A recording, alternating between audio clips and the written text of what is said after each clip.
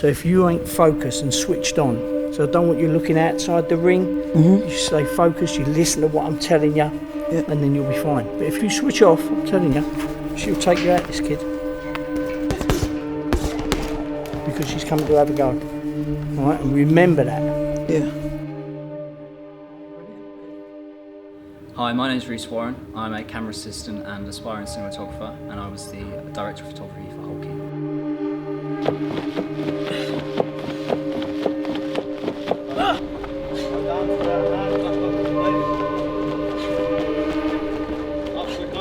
Archie, the director, came to me in October with the original concept for the film.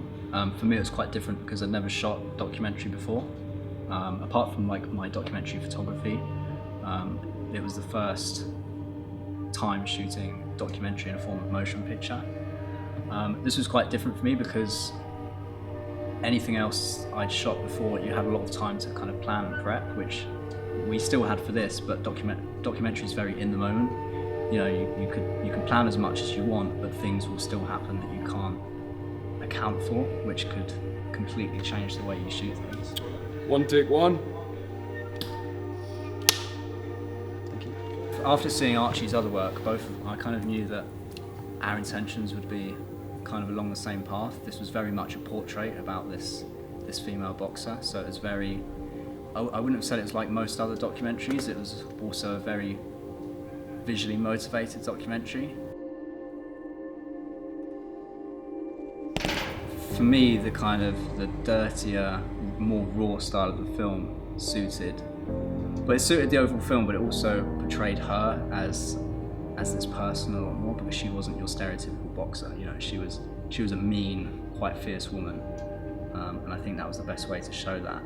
And a lot of the times we're really up in her face with her movement, again to kind of show off the portrait and seeing her expressions, the kind of person she is, and the power in her movements. You know, we really had to kind of accentuate that with our camera movements. And right now, the first phase of shooting, we used the Alexa Mini and K35 lenses. The K35s were they're quite old lenses, so the ones we had were rehoused by TLS, and they aided towards the kind of that dirtier look. They're very soft around the edges.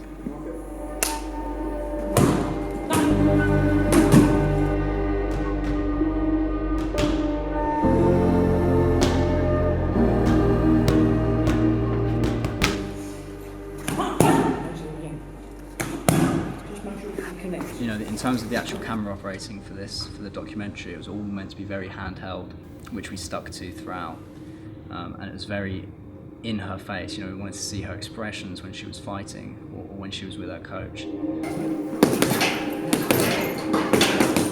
Breathing, Zoe. For me, it makes it a lot more personal, and I think that immerses the audience a lot more. You know, you're not going to have the same effect seeing everything from just one wide. With her fighting, you want to feel like you're there in that action with her.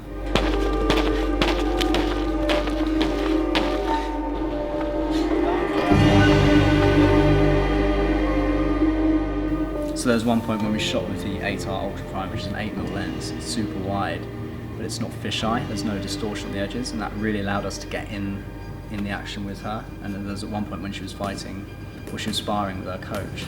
And yeah, it just allowed us to get in there and see more of the expressions, and even her movement was a lot more exaggerated, so it gives you that feeling of being there.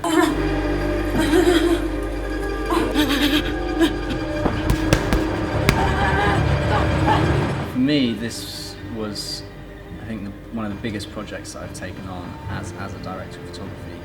And when I think about it, you know, my last 3 years at university, and even before that, in my creative foundation course and my creative course at college, it's everything I've learned through those years, I've implemented something on this shoot.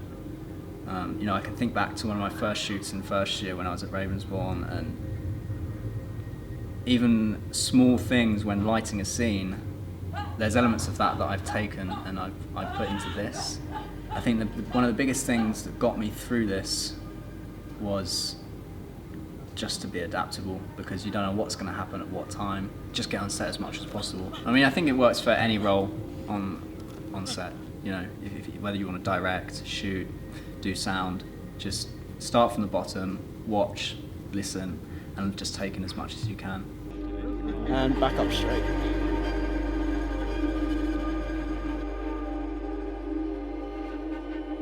So I just want to give a huge thanks to everyone that's supported the project, everyone that's watched it. I hope you enjoy it, and I look forward to working more.